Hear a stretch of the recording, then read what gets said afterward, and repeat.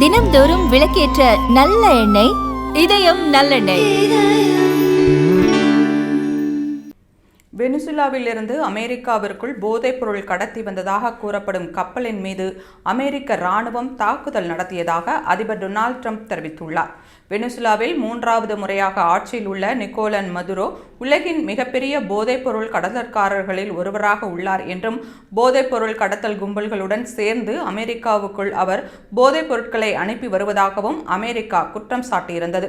அவரை கைது செய்தால் வழங்கப்படும் பரிசு தொகை 415 கோடி ரூபாயாக சமீபத்தில் அமெரிக்கா உயர்த்தியிருந்தது. இந்த சூழலில் வெனிசுலா கடற்கரையில் இயங்கிய கப்பல் மீது அமெரிக்க இராணுவம் தாக்குதல் நடத்தியுள்ளது. அதில் 3 பேர் உயிரிழந்தனர். அந்த கப்பல் பற்றி எரியும் வீடியோவை வெளியிட்ட அமெரிக்க அதிபர் ட்ரம்ப், அமெரிக்காவின் சர்வதேச எல்லையில் இந்த சம்பவம் நடந்ததாக குறிப்பிட்டுள்ளார்.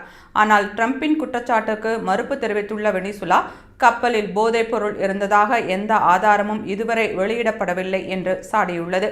கடந்த 3ஆம் தேதி இதேபோன்று மற்றொரு வெனிசுலா கப்பல் மீது அமெரிக்கா தாக்குதல் நடத்தியிருந்த நிலையில் இச்சம்பவம் 2வது என்பது குறிப்பிடத்தக்கது.